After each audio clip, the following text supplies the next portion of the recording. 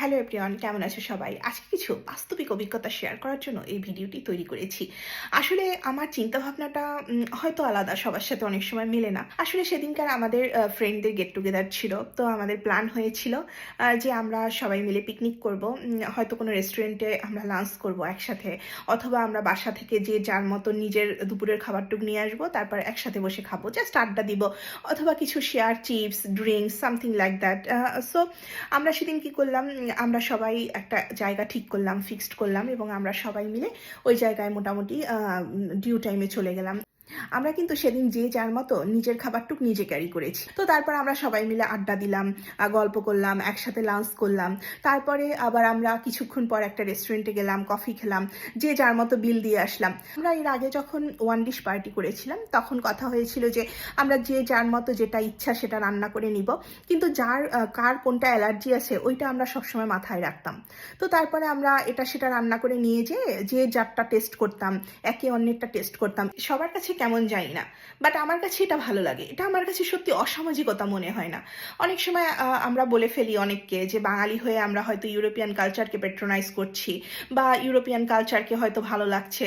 আসল কথা কি, আমি বিশ্বাস করি যে জিনিসটা ভালো সেই জিনিসটা যদি শেখা যায়, গ্রহণ করা যায়, তাহলে মন্দ হয় না। এমন নয় যে ওরা কখনো ট্রিট দেয় না আর ওরা কখনো বার্থডে পার্টি সেলিব্রেট করে না। যদি কেউ চায় যে তার বার্থডে পার্টিতে সে ট্রিট দেবে, সবাইকে সে খাওয়াবে, সে বিল ক্যারি করবে, এটা একান্তই তার ব্যক্তিগত ব্যাপার। আর যদি সে চায় যে আমার বার্থডে পার্টিতে সবাই আসবে, আমরা সবাই একসাথে লাঞ্চ করব, কিন্তু যার বিল সে দেবে, এটাও কোনো সমস্যা না। এবং এটা নিয়ে ওরা কোনো হাসাহাসিও করে না, ক্রিটিসাইজও করে না। আমি নিজে এটা কতবার ফেস করেছি এবং এটা নিয়ে কোনো প্রবলেমও আমাদের মধ্যে ক্রিয়েট হয়নি। ইনফ্যাক্ট এক টেবিলে আপনি কোনটা খাবেন, কি খাবেন না, সেটাও একান্ত আপনার ডিসিশন। আপনি ডিসাইড করবেন কোনটা আপনি খেতে চান, এবং সেই মতোই আপনি অর্ডার করবেন। যে যার মতো অর্ডার করবে, হয়তো একজনের জন্মদিনের অনুষ্ঠান, কিন্তু যে যার মতো অর্ডার করছে, কোনো প্রবলেম নেই, কিন্তু এনজয়টা একসাথে মিলে করছে। এটাই মজা আর এটাই আনন্দ। মানুষ জীবনে বাঁচে কয়দিন, কিন্তু এই জিনিসগুলো সত্যিকার অর্থেই থেকে যায়। হ্যাঁ, আমি এই শিক্ষাটা ওদের কাছ থেকে পেয়েছি। যে যার মতো খাবার আনছে, যে যার মতো খাচ্ছে, কারোর মধ্যে কোনো কম্পিটিশন নেই, কার খাবার ভালো হয়েছে, কার খাবার খারাপ হয়েছে এটা নেই। আর তার থেকেও মোস্ট ইম্পর্টেন্ট সেটা হচ্ছে নিজের বিল নিজে দিতে শেখা। এটা একটা খুব ইম্পর্টেন্ট একটা বিষয়। আমরা অনেক সময় দেখা গেছে কি, একসাথে কোথাও খেতে গেলে কার বিল কে দেবো সেই চিন্তায় অস্থির হয়ে উঠি।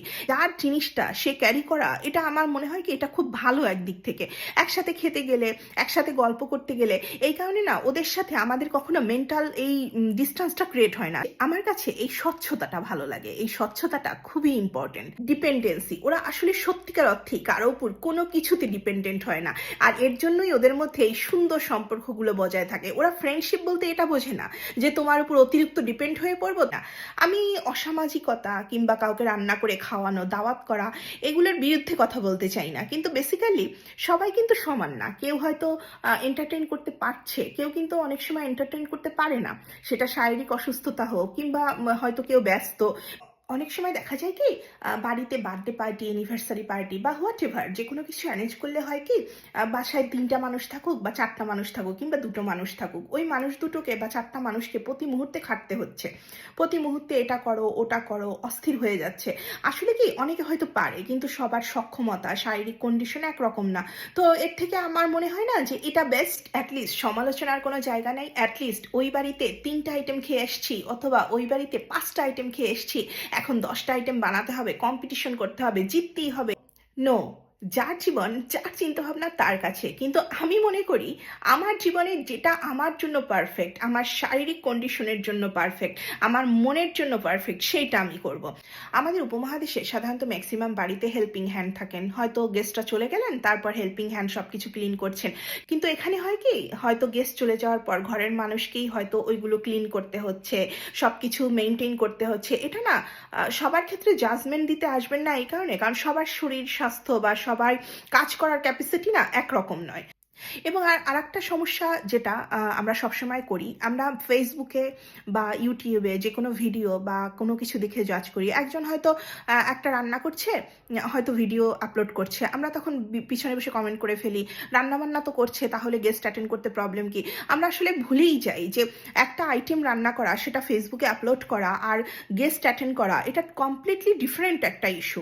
কারণ সবাই একই রকমভাবে হয়তো পারে না, এবং এটা আমার মনে হয় কি প্রত্যেকের রেসপেক্ট করা উচিত। মানে একটা পার্টি করব, বাইরে করছি, ২-৩ জনকে ডাকছি, গেস্ট অ্যাটেন্ড করছি, কোনো প্রবলেম নেই। সবাই ঘুরবো, ঘুরে যে যার মতো বাড়িতে ব্যাক করব, ইটস গুড। বাট যখন একটা বাসার মধ্যে না প্রায় ২০-২৫ জন মানুষ চলে আসে বা একটা গ্যাদারিং ক্রিয়েট হয়, দেখা গেছে কি হয়তো আপনার কাছে ভালো লাগছে বা যে এন্টারটেইন করছে তারও ভালো লাগছে, কিন্তু আপনারা চলে যাওয়ার পর সেই মানুষটা কি সেই সব কিছু ক্লিন করা, সব কিছু সুন্দর পরিপাটি রাখা।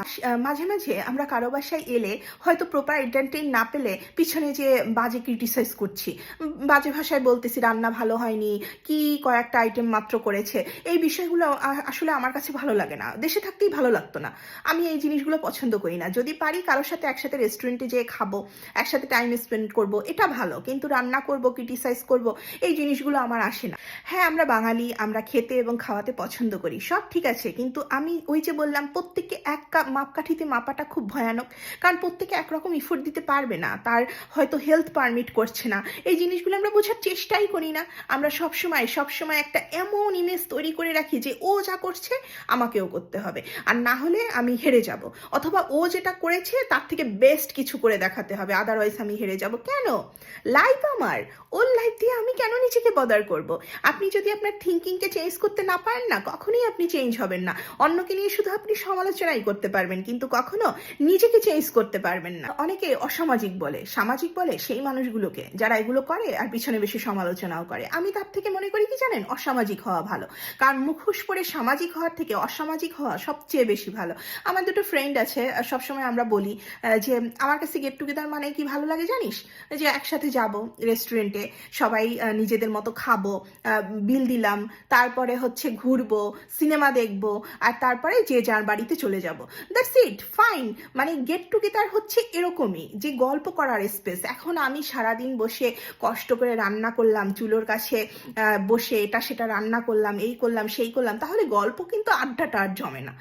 আমি বললাম না, আমার চিন্তা ভাবনাটা একটু আলাদা, আর এই কারণেই আমার ওদের সাথে ম্যাচ করে, সত্যিকার অর্থেই খুব ম্যাচ করে। কে কি ভাবলো, কে কি বললো, কিচ্ছু আসে যায় না। সত্যিকার অর্থেই আপনাকে অনেকেই অনেকভাবে বিভিন্ন দিক থেকে পিছনে বসে জাজ করবে, কিন্তু আপনি কিভাবে বেঁচে আছেন, আপনার শারীরিক কন্ডিশন কি, কেউ জানতে আসবে না।